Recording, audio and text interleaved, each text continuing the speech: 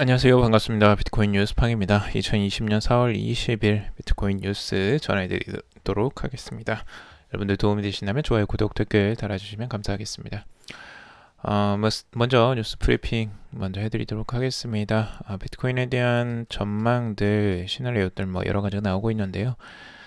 장기적으로 지금 이제 어디가 이제 매수 구간이냐에 대한 내용들 분석이 있습니다. 그래서 트레이딩 샷의 분석 잠시 후에 해드리도록 하고요. 그리고 비트코인 반감기 앞두고 지금 방향성이 부재한데 어느 쪽으로 갈 것이냐에 대한 전문가들의 의견들 같이 한번 보도록 하겠습니다. 그리고 이더리움이 상대적으로 강세 흐름을 보여주고 있는데요. 200달러 저항선 넘어설까에 대한 기사가 있습니다. 자, 그리고 비트코인 옵션 거래가 지난 4주 동안 급증을 했다라는 소식이 있고요.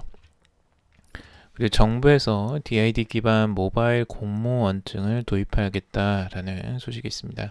연말부터 사용이 가능하다고 합니다. 자, 그리고 중국의 일부 은행 내부 직원들이 이 중국의 디지털 위안화 DCEP로 당비 납부를 하고 있다라는 기사가 나오고 있는데 자세한 내용들 잠시 후에 같이 살펴보도록 하겠습니다. 투자에 관련된 정보들은 참고사항일 뿐이고 좋으니 아니니 투자하실 때 여러분들 스스로 꼭 판단하시고 결정하시길 바라겠습니다. 자, 그러면 비트코인의 먼저 현재 상황 같이 한번 보도록 하겠습니다. 지금 비트코인의 현재 위치 지금 트레이딩 샷 같은 경우는 이 과거의 패턴들의 이제 두 번의 패턴들을 가지고 지금 이번에 패턴을 같이 보고 있는데요. 여러 가지 내용들이 있는데 우선 이 트렌드 라인을 가지고 이야기를 하고 있습니다. 지금 첫 번째 2011년도에 나왔던 이 상승기에 나왔던 요 바닥권을 이어 나가는 트렌드 라인과 그리고 이 고점을 찍고 나서 이제 내려오는 이 트렌드 라인을 두 가지를 이제 연결을 해서 같이 보고 있는데요. 이 low high과 그리고 higher lows라고 하는 이 두 라인이 겹쳐지는 이 부분을 중요하게 바라보고 있습니다. 그러니까 상승세에서는 이게 이제 한 번도 깨지지 않았고 이게 이제 깨지고 내려오는 구간이죠. 이쪽이. 그리고 higher low, lower high 쪽에서는 이제 고점만을 이제 연결한 건데 이때는 이제 하락세가 계속 이어지는 구간이죠. 그래서 이쪽 구간에는 이걸 뚫고 올라가는 부분이 나와야지만 이제 전환이라고 할 수가 있겠고, 그리고 이 하이어로우는 이제 끌고 내려갔을 때 이 전환점이라고 할 수 있겠는데 이 사이에 있는 부분을 이제 최고의 매수 구간이라고 바라보고 있습니다. 역사적으로 바라봤을 때 이제 이 구간이 바닥 지점인 경우가 이제 많았었고 이 저점인 경우가 많았다는 거죠. 그래서 이 구간에 들어가고 난 다음에 한동안 이 바닥권을 이제 매집 구간으로 작용을 하고 이 구간이 이제 벗어나는 구간부터가 이제 불장으로 진행이 됐었다라고 보고 있습니다. 이번에도 2015년도에도 이제 비슷한 게 나왔다라고 보고 있는데 이 저점을 연결한 이 부분, 이 라인과 그리고 이 빨간색 라인이 교차되는 이 부분이 이제 매수 구간이었다라고 바라보고 있는 거죠. 이거는 지금 현재 차트가 그냥 차트가 아니고 이제 로그 차트로 지금 보여집니다. 그래서 일반 차트랑은 좀 다르다는 부분을 염두에 두시고 보시는 게 좋을 것 같고요. 이 부분은 이제 사이클의 바닥이라고 지금 이제 바라보고 있죠. 그리고 이 사이클을 벗어나는 구간이 이제 다시 한번 또 강세를 보여주는 불장의 시작점이라고 보고 있는데, 지금 현재 구간도 이 그린라인이 있는 부분, 이 저점을 연결해서 보면 여기가 이제 깨지고 내려가는 이 부분이 들어와 있는 상태고요. 그리고 빨간색 라인, 이 라인 안쪽으로 들어와 있죠. 그래서 이 구간을 이제 중요한 사이클의 베스트 바이 구간으로 바라보고 있는데 뭐 이 구간은 시간이 지나봐야지 알 것 같고요. 이거는 이제 트레이딩 샷의 이제 일반적인 분석입니다. 그러니까 여러분들은 이걸 이제 맹신하지 마시고 참고적으로만 보시기 바라고, 우선은 여기에 추가적으로 이제 바라보는 게 이제 피보나치 인데요. 이 피보나치 비율로 따졌을 때 0과 1로 이 저점과 고점을 잇고, 그 다음에 다시 한번 이 피보나치 비율이 1.9가 되는 구간부터 이제 전환점이 나왔다는 거죠. 그리고 이 두 번째 2015년도에서도 여기서 이제 벗어나는 구간이 나왔을 때 0과 1 저점과 고점을 잇고 다시 그걸 이제 벗어나는 피보나치 비율이 2.1이 되는 구간, 이 구간이 이제 그 상승세로 전환되는 시점이었다라고 보고 있죠. 그래서 지금 이 구간이 이제 피보나치 비율로 봤을 때 이 저점을 0, 1로 했을 때 여기도 2.3 구간이 되지 않겠느냐라고 바라보고 있어요. 그래서 피보나치 비율 2.32 비율에 있는 이 구간이 이제 전환점이 되지 않겠느냐 바라보고 있는데, 그때를 이제 기간으로 보자면 2020년 말 정도가 되지 않을까 지금 보여지는데요. 이 차트 상으로는요. 이것도 이제 대략적으로 과거의 패턴들을 두고 똑같이 바라보고 있는 거죠.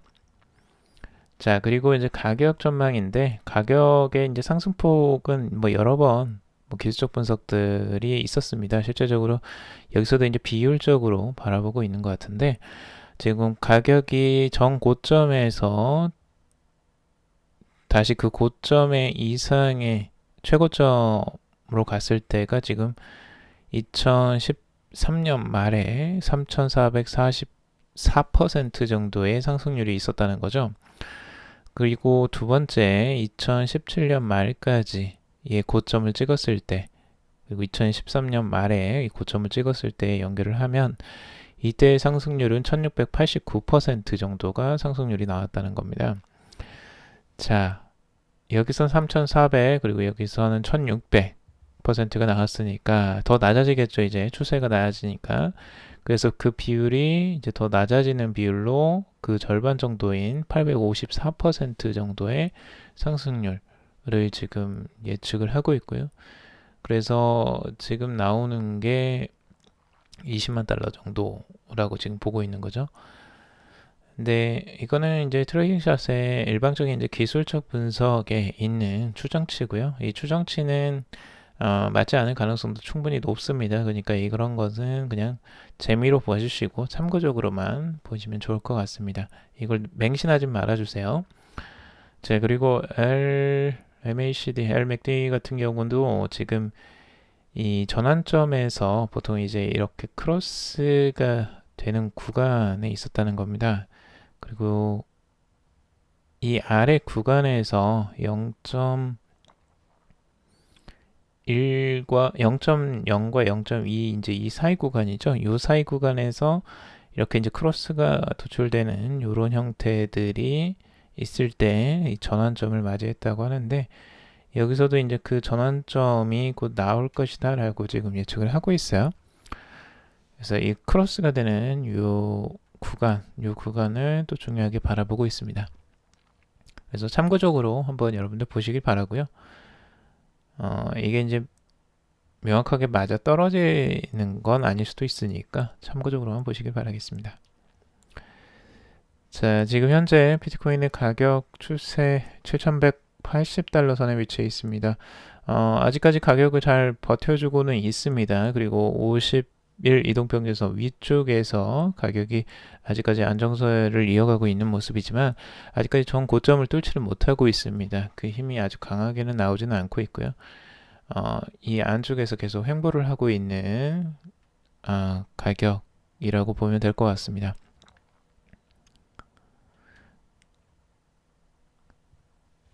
자, 비트코인 반감기 앞두고 방향성이 부재하다. 이 정중동 지속이냐 아니면 쇼킹 장세냐라는 기사가 나왔는데요. 금세 비트코인 가격 전망들 여러 가지 이야기들이 나오고 있습니다. 글로벌 블록체인 투자 정보 플랫폼인 코인리스는 미국 상품 선물거래위원회가 발표한 COT 보고서를 인용해서 비트코인 선물거래 딜러 계좌 숏 포지션이 소폭 증가했다라고 보도하고 있습니다. SM 매니저 계좌는 이 롱 포지션이 감소한 반면에 숏 포지션은 증가했고 순숏 포지션 상태가 지속됐다라고 보고 있습니다. 두 계좌 포지션 변동을 봤을 때 다음 주 숏 세력이 시장을 주도하고 가격 하방 압력이 커질 것으로 전망을 하고 있습니다. 선물 포지셔닝이 이제 숏이 더 많다는 거죠. 그러니까 숏은 이제 매도에 대한 포지셔닝이 더 크니까 아무래도 이제 하방 압력이 커지는 게 아니냐라고 이제 단순한 분석이고요. 그리고 암호화폐 전문 미디어 코인텔레그래프는 이제 비트코인 가격이 강세로 확실하게 돌아서기 위해서는 7,200에서 7,300달러 범위를 확실하게 돌파해야 하며 만약 이 가격대가 넘어서면 7,800에서 8,000달러대까지 추가 움직임을 보일 수 있다라고 보고 있습니다. 하지만 시카고 상품거래소의 선물 갭을 메우지 못할 경우 엄청난 매도세에 직면해 6,000달러로 후퇴할 수도 있다라고 진단을 하기도 하고 있습니다.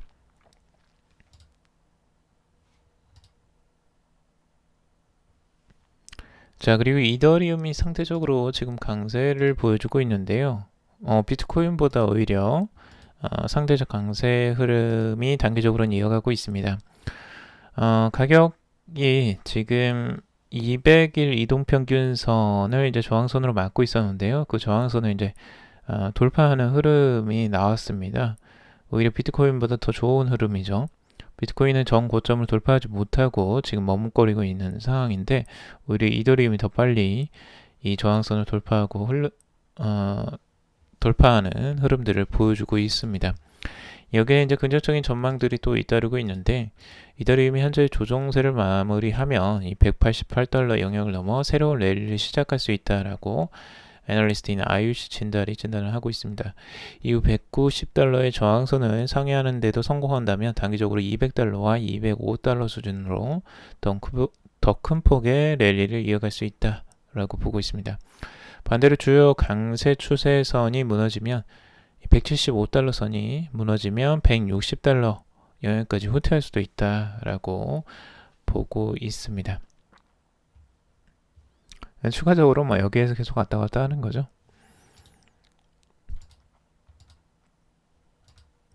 그리고 암호화폐 트레이더인 캄리는 트윗을 통해서 역사적으로 180에서 190달러 범위는 이더리움의 중요한 가격대라면서 이 영역을 벗어나야 강세 추세로 전환 200달러 저항선을 넘을 수 있을 것이다 라고 전망을 하고 있습니다.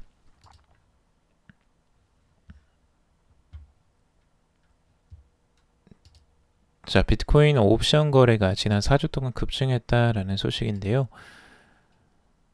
비트코인 옵션 거래가 증가한 건데 지금 며칠 동안 이 벡투와 OKX 및 CME 그룹을 포함한 많은 주요 암호화폐 거래소 플랫폼에서 비트코인의 옵션 마진 거래량이 무려 8,400만 달러에 이르렀다라고 조사가 됐습니다. 이는 3월 중순 이후에 가장 높은 거래 수치라고 하는데요. 그리고 대부분의 옵션 마진 거래가 전 세계에 걸쳐 발생한 것으로 조사가 되었다고 합니다. 데리빗 같은 경우는 이 네덜란드에 기반을 둔 암호화폐 거래소인데 옵션 가용성 측면에서 가장 높은 거래량을 보였다고 합니다. 최근 이 수치는 이 네덜란드 데리빗의 기여가 85% 이상인 것으로 나타났고 대조적으로 미국의 CME 그룹은 전체의 약 1% 정도만 거래량에 기여한 것으로 나타났다고 합니다. 비트코인의 반감기가 5월 12일로 다가온 상황에서 비트코인 옵션 거래가 늘어난 것으로 지금 추측을 하고 있는데요. 코로나19 바이러스로 인한 경제적 손실에 기인한 비트코인을 이용한 디지털 자산 매입도 한몫을 한 것으로 지금 보고 있습니다. 특히 이번 비트코인 옵션 거래에 대한 증가는 다음 달부터 시작되는 비트코인 반감기가 시작된 후에 비트코인 가격 상승의 촉매자가 될 것으로 기대를 하기도 하는데 이 흐름을 한번 지켜봐야 되겠죠. 지금 선물하고는 좀 상반되고 있는데요. 선물은 오히려 지금 단기적으로 숏 포지셔닝이 더 늘어나고 있고 옵션은 지금 이제 단기적인 거래가 이제 증가하고 있는데 옵션도 지켜봐야죠. 옵션도 실제적으로 푸시에 있기 때문에 이 부분을 맹신할 수는 없겠죠.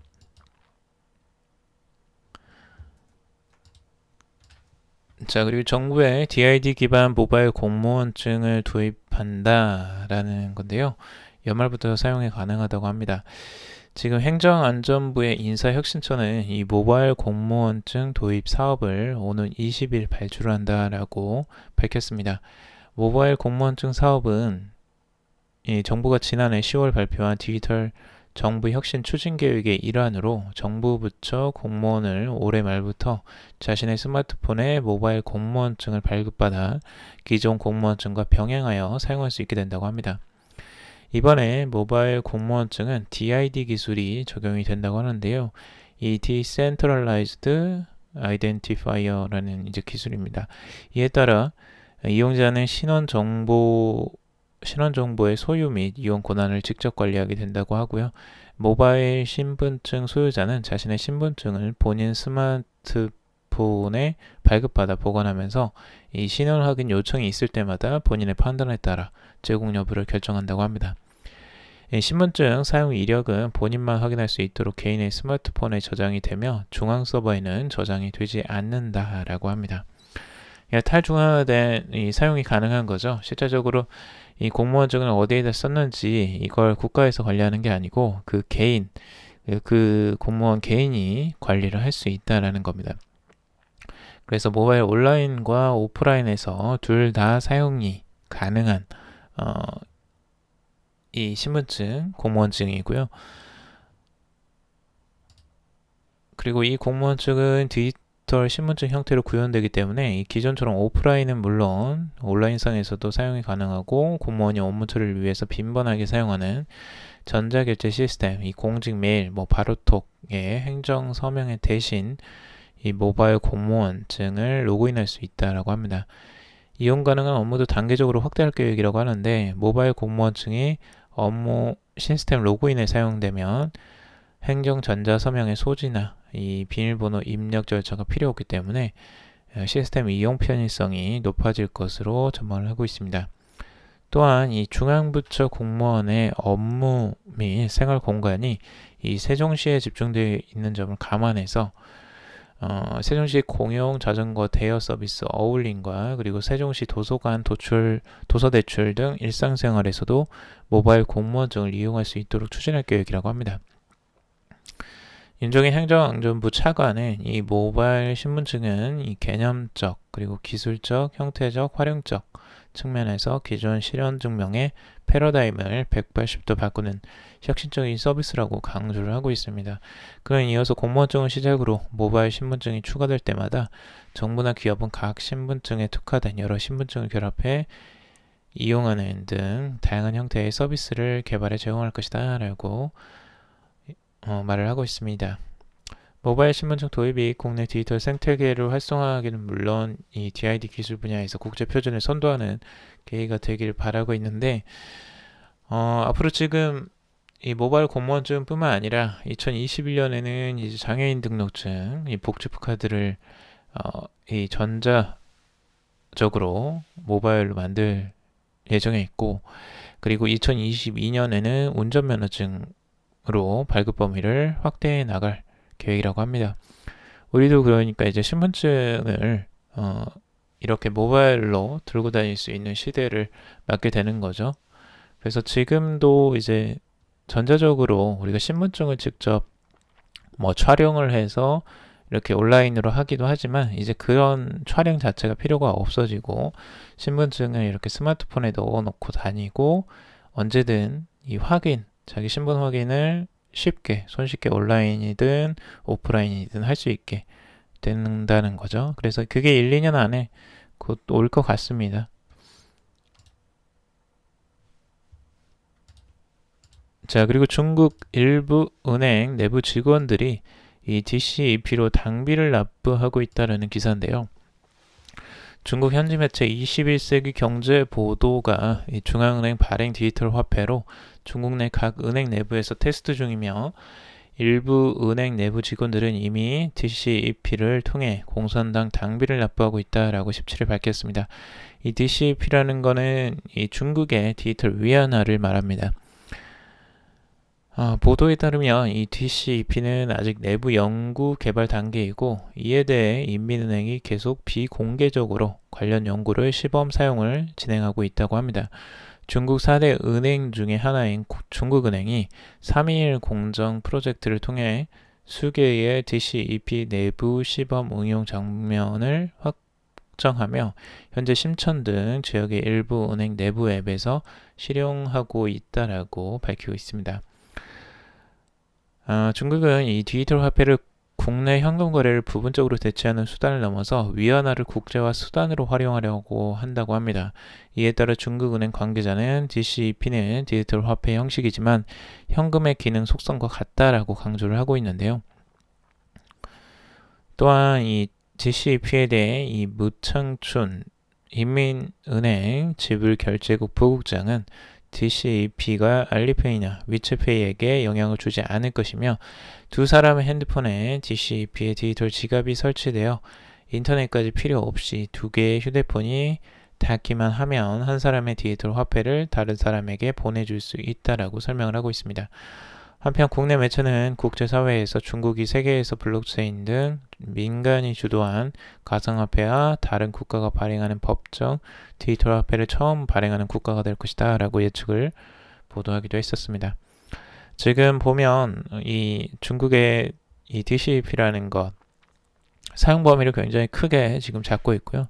이 국내뿐만 아니라 이제 국제적인 수준으로 사용하려고 지금 누리고 있는 거죠. 실제적으로 달러를 대체하는 것들까지 지금 이제 계획을 잡고 있을 겁니다. 그게 이제 계획처럼 될지는 모르겠지만 우선은 디지털 화폐라는 게 이제 처음 나오는 거고 이 중국이 아무래도 지금 가장 서두르고 있기 때문에 가장 먼저 출시될 가능성이 좀 있어 보입니다.